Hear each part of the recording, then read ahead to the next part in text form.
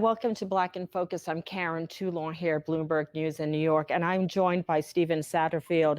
He is a chef and writer, but most importantly for us today, he is the host of Netflix's docuseries High on the Hog: How African American Cuisine Transformed America. Stephen, thanks for joining us today. Pleasure. Thanks for having me, Karen. So, as we approach the 4th of July, Independence Day, which is such a complicated holiday here in the United States, I thought it would be interesting to first focus on the second part of the title of your series, which is How African American Cuisine Transformed America. And not transformed American cuisine, actually transformed America. You trace foods and expertise from Africa to the American colonies. So foods like okra, expertise in crops like rice. Why was it important to tell this story this way? Not just from a food perspective, another cooking show, but literally from a geographical, from a historical point of view. Yeah, well, I think that is the most appropriate and also compelling way to think about food and our relationship to food as human beings. So as I often tell people, the study of food and the story of food is really the story of human beings. And I think the reason, or one of the reasons, that the material in High on the Hog feels different for people is that we have encapsulated this historical context, which I believe is necessary and foundational in having a complete capacity for appreciation of food, so that we don't just end up in the gustatory and the indulgent, but that we actually have proper context around the story of food. That's how I like to think about food, and I think High on the Hog sort of encapsulates that as well. Are you surprised by how much the series has really taken people? And I'm not just saying that to be kind, but it really has captured people's attention. Are you surprised by that? I am. I am. I mean, we were all hopeful. And if you've seen the series, those establishing early shots in Gonvier on the water village, the Gullah dancers in South Carolina, I think visually, it already is just so arresting. And that really is a credit to Roger Ross Williams, the director, to Fabian Tobeck, and Karis Jagger, the executive producers. So there is a rich visual quality that as you're filming it, you have a sense that this is unlike anything that we've seen before. And we certainly knew that as a Black creative team handling this material, that would be new. And so there's always, I think, both hopefulness as a creator that the material will be well received, but as well, really some trepidation too. I think if we're being honest around how the material would be received. And for me, I really wanted it, Black folks and people from the African diaspora to feel that we were speaking to them directly, and to feel the love and appreciation in this work. And fortunately for us, that has been reciprocated and communicated loud and clear. The particular experience or filter is the African diasporic experience, as it is based on the text from Dr. Jessica B. Harris. And so often in the telling of our culture, particularly as it is told in the culinary story of the United States, there has been very clear and consistent omissions, erasure in those contributions. And so this was really an opportunity for us to speak directly to those of us for whom history has so often taken our stories and contributions outside of those narratives and say, not only is this something that is a part of you, but you should have immense pride in it. That is also a universal story, the story of of disenfranchisement and exploitation and colonization.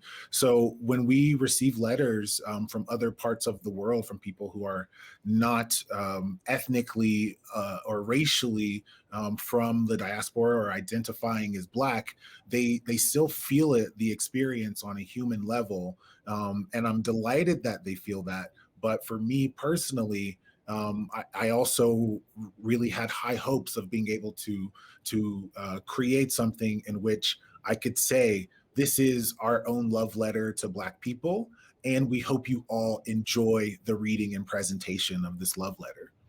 Well, that brings us right to the kind of the second part of what I wanted to talk about, which is kind of the first part of the title, which is literally the high on the hog, which in and of itself is kind of complicated.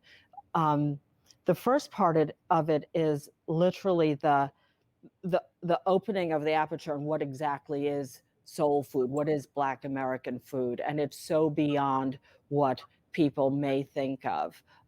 It's so beyond just greens and hot sauce. I had the pleasure of interviewing a chef from Nigeria named Michael Eligdebe, and he very eloquently and succinctly shared a proverb with me that basically said, "He who tells the story owns the story."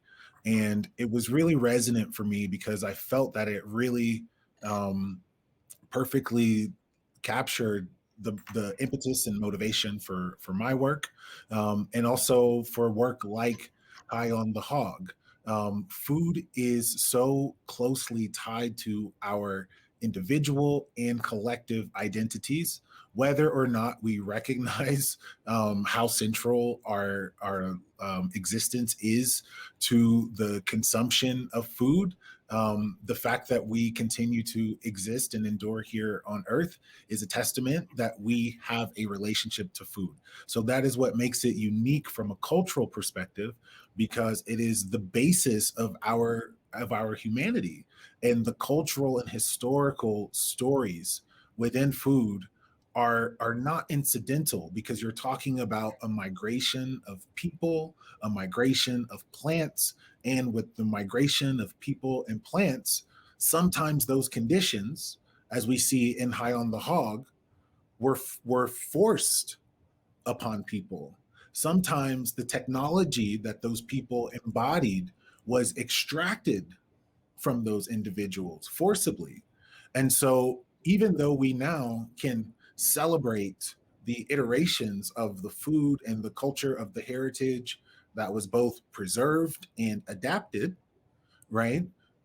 It still requires us, I believe, to go back and tell this story in a more complete way. And I think in doing so allows us all to collectively have a deeper appreciation for what we're eating, because we now understand the origins and we understand the real, full, complete history behind it.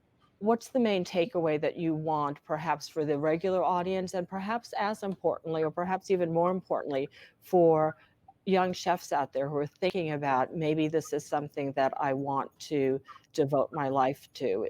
Is there an underlying message? Yeah, I think there's a few.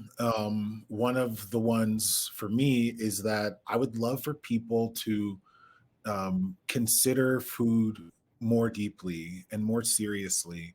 And I think that's a lot of the most affirming feedback that I've seen from the series, are people saying, wow, I didn't know how much I had to be proud of. I didn't know that we invented mac and cheese or something like that. And so, and in the uncovering and the exploration of food, what it tells us and teaches us about who we are and where we've come from, I believe is profound. I believe it's profound, both in this case for members of the African diaspora, but I believe it's profound for us as humans, because in these specific stories, we are all able to see parallels in our own lives. We are all able to see and experience feelings of empathy in the familiar. Even when it is unfamiliar, we still recognize it as part of this basic human and cultural practice. And so food as a jumping off off point to build empathy, I hope is something that people take away. And of course, the pride that goes along with these cultural traditions as well. Well, speaking of empathy, I realized I was tearing up watching this series, and I do pride myself on having a very small, cold, potentially dead heart, but I teared up twice.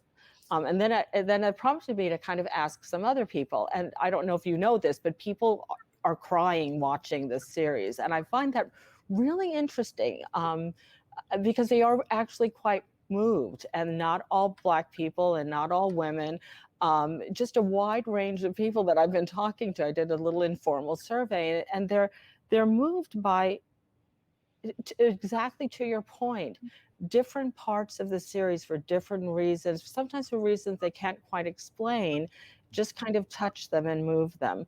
For me, I was moved by two things. One was Gabrielle, when her uncle brought that jug of homemade wine, her uncle who's about to be evicted by the expansion of a highway,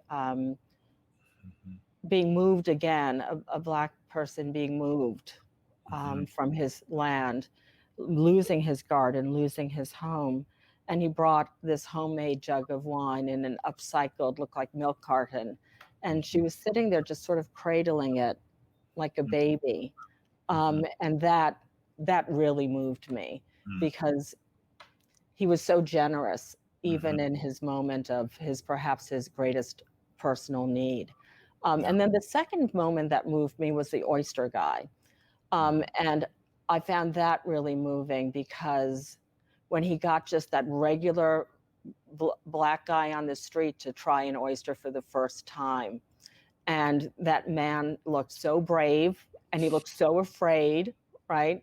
And then he ate it, and he looked that, well, you know, I happen to love oysters, so he just looked so pleased and happy, and had that new first sensation of eating an oyster for the first time.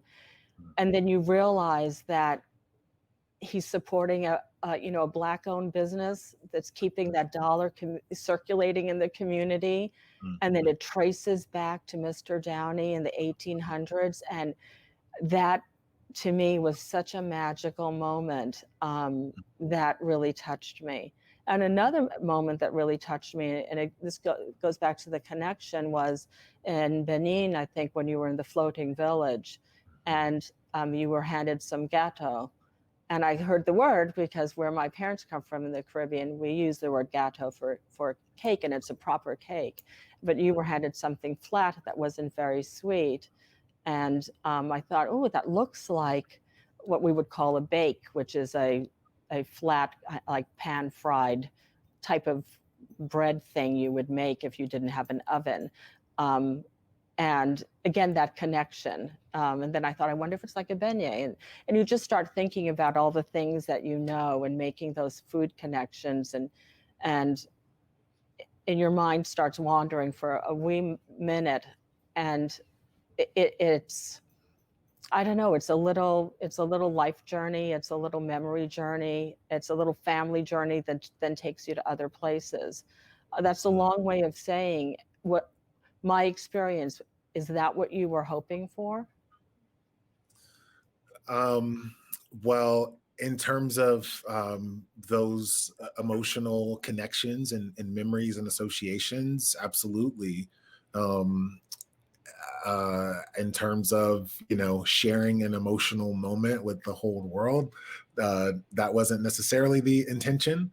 But a lot of those moments, and it's just part of the beauty and kind of the vision of the directors and the creative team, was to allow space for the scenes and for the stories to breathe organically, so that it doesn't feel overly produced or contrived, but allows room for authentic moments. And this is the direction that I also took in my style of interviewing and the approach to interviewing, trying to be somewhat sparse and direct in the questioning, and really just allowing that space for people to express themselves.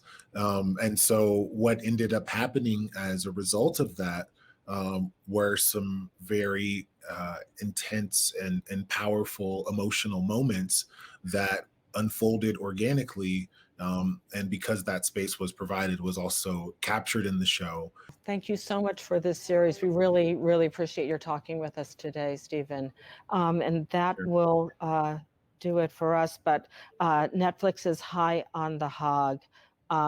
Really, really a wonderful series and wonderful way to think about America through African American food. Really appreciate your being with us today. That's it for us. I'm Karen Toulon for Black in Focus, and this is Bloomberg.